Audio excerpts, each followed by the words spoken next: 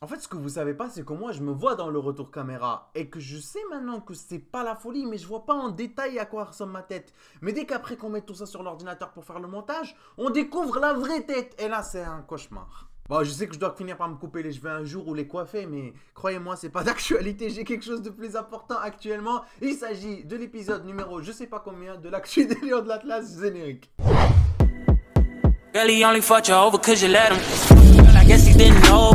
Bienvenue les amis, pour les nouveaux, dans cette série de l'actualité des Lions de l'Atlas, on décortique tous les événements qui se sont passés dans la semaine pour nos professionnels marocains, pour nos joueurs du coup qui ne représentent pas forcément le Maroc mais qui sont marocains. Et donc du coup on va tout rassembler, on va tout débriefer et on va tout analyser. Et bien entendu tout ça sert à vous informer de tout ce qui se passe pour nos joueurs et notre staff et notre pays. Bref, vous avez compris, lâchez un like, c'est parti. Les amis, il faut juste savoir que cet épisode sera un peu moins long que celui qui s'est passé la dernière fois. Cette semaine il s'est pas passé énormément de choses, mais bien entendu il y a toujours des petites informations croustillantes, comme vous l'avez vu sur le titre et la miniature. On va parler de quelque chose d'assez important aujourd'hui. On va commencer directement avec le début de la semaine dernière. C'était le lundi 14 janvier. Younes Abdelhamid, les gars, le joueur de Ligue 1, a été classé parmi les meilleurs défenseurs de la semaine. Il a même devancé Thiago Silva dans l'équipe type en tant que défenseur central. Grâce à sa performance avec Reims, c'était l'un des meilleurs joueurs du coup de la semaine en Ligue 1. Donc voilà, il a fait partie de l'équipe type de la 20e journée de Ligue 1 parce qu'il a très bien joué avec son équipe, le Stade de Reims. Toujours le lundi, et après un long bras de fer entre le Wydad de Casablanca et le Raja de Casablanca, la nouvelle est enfin tombée. C'est avec le Wydad de Casablanca que Yahya Jabran a enfin décidé de signer pour un contrat qui va durer pendant 3 saisons et demie. Le nouveau milieu défensif du Wydad de Casablanca a surfé pendant plusieurs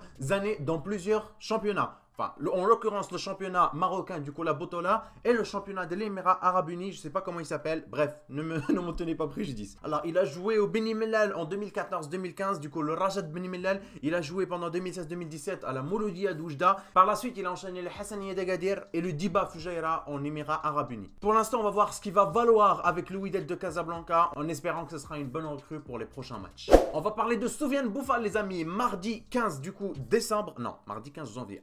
Abdel, on n'est plus en décembre, nous sommes en 2019. À un moment donné, il faut que tu réalises qu'il n'y a qu'une seule ligne temporelle et que tu es en 2019 et pas en 2020, s'il te plaît. Bref les amis, le mardi 15 janvier 2019, Boufal a été classé parmi les meilleurs dribbleurs en Liga. Et pas juste les meilleurs dribbleurs en Liga, c'était le premier dribbleur en Liga. Il est même passé au-dessus de Messi. Bravo à toi champion, j'espère vraiment que tu pourras nous aider pendant la CAN. Le mercredi 16 janvier, la Super Coupe d'Italie s'est déroulée du coup en Arabie Saoudite. La finale s'est jouée là-bas et la Juventus l'a remporté tout simplement grâce à un but de Ronaldo. Tout ça la famille sans Benratia, vous vous rappelez le dernier épisode, on avait dit qu'il était forfait pour le match contre Bologne. Il a toujours été blessé, pour l'instant on n'a pas encore des informations sur combien de temps sa blessure va durer, mais il n'a pas pu participer du coup à cette finale que la Juve a remportée avec succès. Bon, peut-être un des éléments qui va le plus nous faire bouger un petit peu, il s'agit de Amin Harit. Après l'incident qui s'était passé cet été, vous vous rappelez, à Marrakech, cette fois-ci les gars, il a un nouveau souci avec son club. De nombreuses rumeurs concernant l'éventualité d'un transfert ont vu le jour arriver.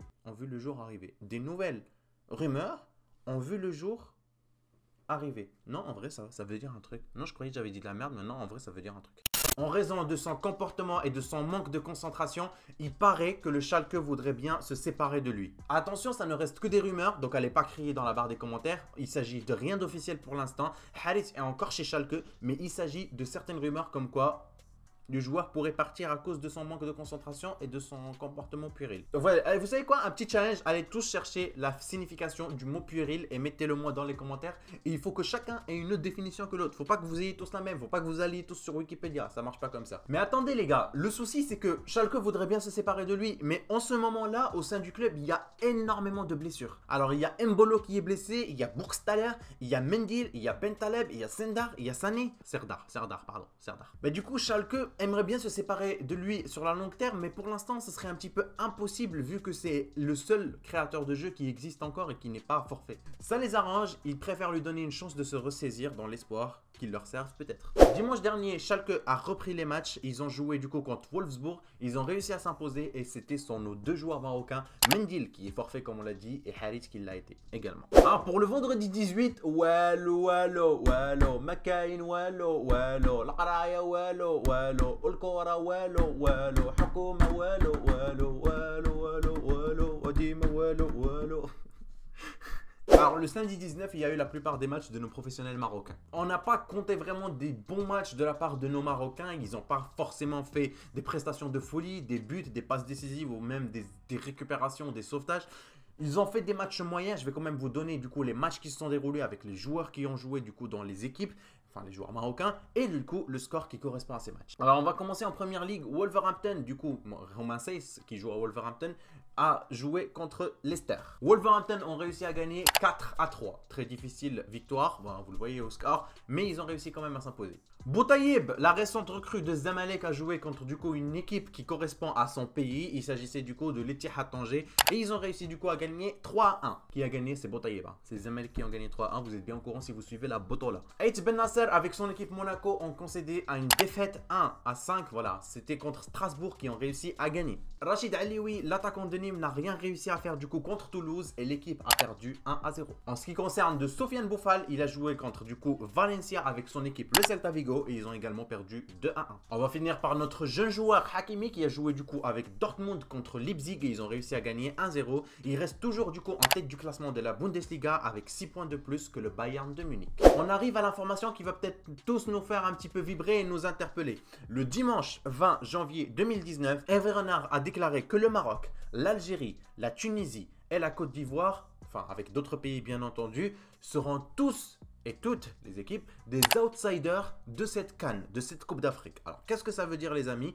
Pour lui, en fait, les favoris, c'est l'Égypte parce qu'elle joue à domicile et le Sénégal. Pour lui, les équipes dans le Maroc, l'Algérie, la Tunisie, la Côte d'Ivoire et bien d'autres, ils ne peuvent pas, si vous voulez, jouer le titre. Pour eux, c'est impossible. Alors, il n'a pas expliqué le pourquoi du comment, donc il nous laisse un petit peu perplexe, mais il atteste qu'il ne perd pas espoir, qu'il reste ambitieux et il attend de voir ce que ça va donner le tirage au sort du 9 avril. Ah, comme vous savez, le tirage au sort du 9 avril, c'est le tirage au sort qui va du coup décider des groupes qui vont se dérouler du coup pour la Coupe d'Afrique en Égypte. Il s'agit du coup les amis de plusieurs groupes de 4 participants et à chaque fois les 2 premiers vont passer en sachant que tout le monde joue contre tout le monde une seule fois pour passer du coup aux prochaines étapes. Bon du coup le lundi 21 il y a eu du coup une très mauvaise nouvelle pour notre football marocain. Il y a eu les amis le tirage au sort de la phase de groupe de la Coupe de la CAF. Et oui, surprise pour les 3 équipes marocaines qui ont réussi à atteindre ce stade de la compétition. Les 3 clubs les amis se sont retrouvés dans le même groupe. Coïncidence ou complot? Vous avez 4 heures. Le Raja de Casablanca, la Renaissance de Berkane et la Hassaniya d'Agadir seront tous dans le même groupe face à l'AS Oto, c'est une équipe du Congo. Du coup, il y a une mauvaise nouvelle et 2 mauvaises nouvelles qui résultent de cette très mauvaise nouvelle. Vous avez compris? Est-ce que vous avez suivi un peu? Le Maroc ne pourra pas avoir plus de 2 représentants pour les quarts de finale. Et la bonne nouvelle, c'est qu'il y en aura au moins un. Du coup, on est sûr que sur 3 équipes marocaines, il y en a au moins une qui va réussir à passer si bien entendu la STO passe. Mais voilà, dans le meilleur des cas, il y en a 2 qui vont réussir à passer. Mais bon, c'est un petit peu chiant qu'on doive jouer contre nous et s'affronter avant même d'atteindre les demi-finales, les quarts de finale, etc. Du coup, pour la Coupe de la CAF, pour ceux qui n'ont pas suivi, elle se déroule depuis le 27 novembre et elle va se finir le 26 mai. Je pense qu'on a fait le tour du coup de toutes les informations qui se sont déroulées dans la semaine les gars. Si j'ai oublié quelque chose, n'hésitez pas à nous le dire en commentaire, on pourra en parler, on pourra débattre, on pourra faire tout ce que vous voulez. C'est votre chaîne, c'est la chaîne du peuple, votez Wadel, c'est parti.